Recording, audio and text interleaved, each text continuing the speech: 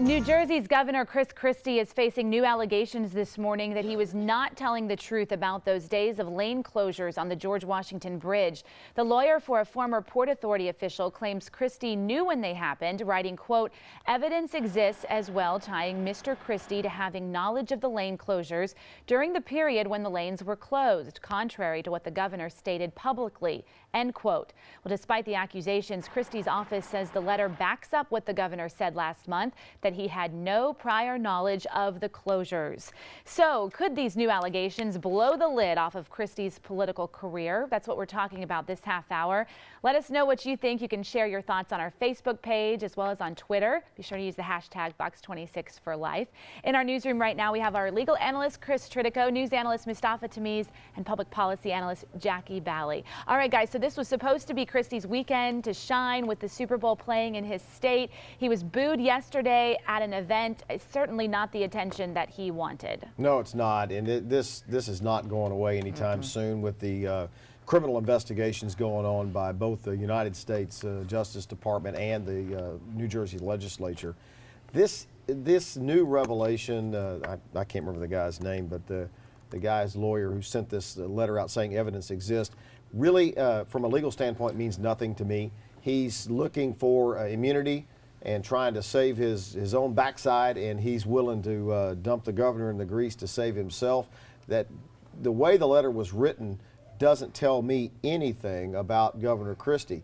Saying evidence exists without telling us what that evidence is, and then the only tie we get, Mustafa Tamiz, is a statement that it said it was from Governor Christie's administration. Well, that's any part of the executive branch of government. It would be the Christie administration. That really doesn't mean the governor knew. Well, we don't know that yet, and so more and more things are going to come out. Investigations like this have a life of their own, so we don't know.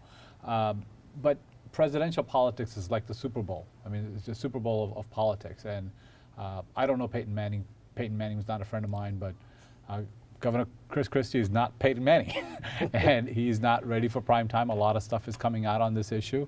I don't think he would have made it to the Republican primary anyway.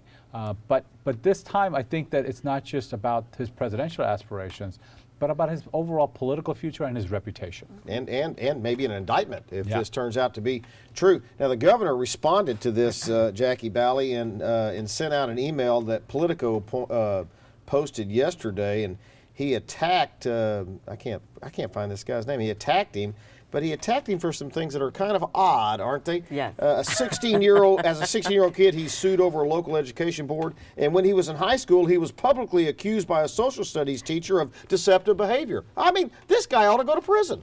Anytime somebody wants to attack me and they have to go all the way back to elementary or middle school, hey, that's okay. You're living a pretty good life. Yes, you are. Legally, Christie may be okay, but politically, he's done. I mean, as far as political aspirations to run for president, that's not going to happen. Because when we discussed this the first time, there was no way that his deputy chief of staff, who was fired because of this, could have unilaterally made this decision on her own. I believe it was a woman. And so, even if the governor maintains his innocence and says, well, you know, I didn't know about it, too many people in his administration knew about it, and so he should have known about it, or he directed them to do it. Well, so either way, politically, he's going to have problems. Let's assume it comes out he did know that the road was going to be closed, but he didn't know the ulterior motive behind it by his chief of staff.